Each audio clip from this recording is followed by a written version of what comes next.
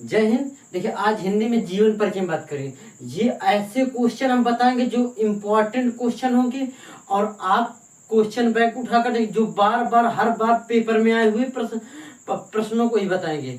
आप class 10th में हैं तो हर क्लास के साथ मतलब हर सब्जेक्ट की बेहतरीन तैयारी कराई जा रही है। यूपी बोर्ड के बच्चों के लिए, बिहार बोर्ड, किसी भी बोर्ड के हों, उनके लिए एकदम बेहतरीन तैयारी करा रहे हैं।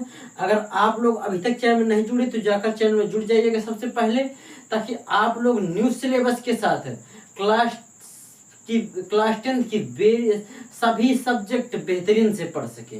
और ये आज हम बात करेंगे जीवन परिचय की, रामचंद्र शुक्ल के जीवन परिचय की।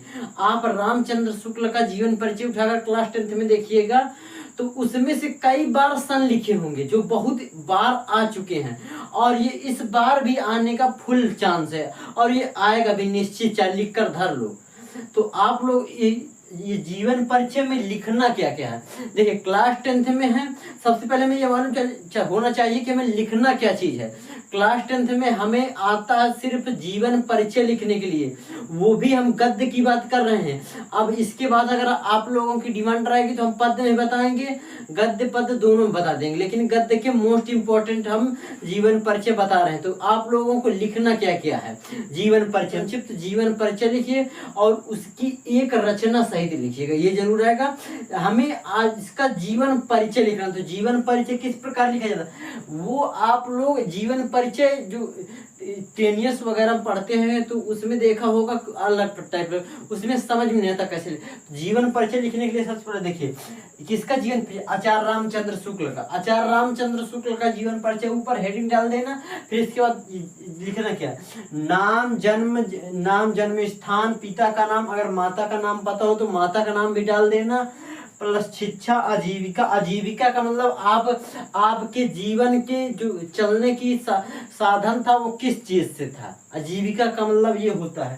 संपादक, आपके द्वारा किस रचना को संपादित किया गया है, रचनाएं, मृत्यु, यही सब होता है। लेकिन हम आज रामचंद्र शुक्ल की जीवन परिचय की बात करेंगे। रामचंद्र शुक्ल का जीवन परिचय क्या था।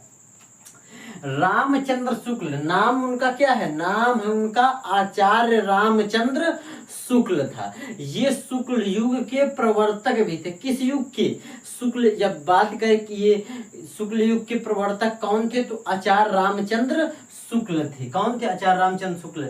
इनका जन्म कब हुआ था, इनका जन्म सन 1884 ईस्वी में हुआ था। कब हुआ था, 1884 ईस्वी में इनका जन्म हुआ था। जन्म स्थान क्या था, बस्ती जिले के अगोना ग्राम में हुआ था। कहाँ, उत्तर प्रदेश का एक पड़ता है जिला बस्ती, बस्ती के एक ग्राम है, बस्ती जिले के अंदर है। जिले में एक, देखिए जिले में कई सारे गांव होते हैं तो उस जिले के गांव अंदर ये अगोना गांव नामक एक ग्राम था, वहां इनका जन्म हुआ था। किसका, आचार्य रामचंद्र शुक्ल। तो हमें लिखना जन्म स्थान में ये लिख देना है। फिर लिखना इनके पिता का नाम, हमें लिखना है पिता का नाम। पिता का नाम किस, क्या लिखेंगे, चंद्रबली शुक्ल। क्या, चंद्रबली शुक्ल, क्योंकि शुक्ल परिवार से थे इसलिए इनके पिता का भी नाम चंद्रबली शुक्ल था। शिक्षा इन्होंने क्या क्या पढ़ी, कहाँ तक पढ़ाई की, FA किया है, इंटरमीडिएट किया है, समझ में आ रहा।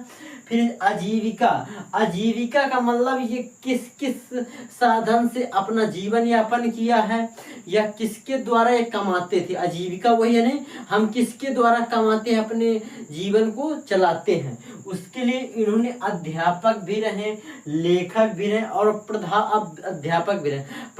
अध्यापक का मतलब होता है प्रधानाचार्य। क्या होता है, प्रधानाचार्य भी ये रह चुके। कौन, रामचंद्र शुक्ल।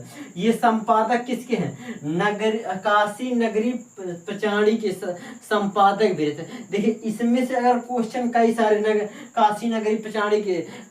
फिर इसके बाद रचनाएं, इन्होंने ये देखिए एक आप सबसे बात करें, ये ललित निबंधकार के लिए बहुत प्रसिद्ध थे। किसके लिए, ललित निबंधकार के लिए। तो इन्होंने चिंतामणि और विचार विधि पर 2 रचनाएं बनाई। बहुत विख्यात इनकी रचना है जो हमेशा आपके बहुविकल्पी पर 2 नंबर या 1 नंबर पर आता है।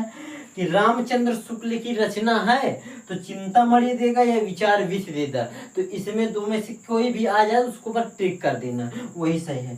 फिर इनकी मृत्यु कब हुई थी? इनकी मृत्यु हुई थी सन 1941 ईस्वी में इनका देहांत हो गया और ये संसार को छोड़ के ये चले गए, और इसी के साथ इनका जीवन परिचय समाप्त होता है। अगर अभी तक आप लोग चैनल को नहीं सब्सक्राइब किया तो सब्सक्राइब कर ले और बेल आइकन भी दबा ले, ताकि सबसे पहले वीडियो आप तक पहुंचे। इसी के साथ यह जीवन परिचय समाप्त होता है। अब मिलेंगे नेक्स्ट वीडियो में, तब तक के लिए जय हिंद जय भारत।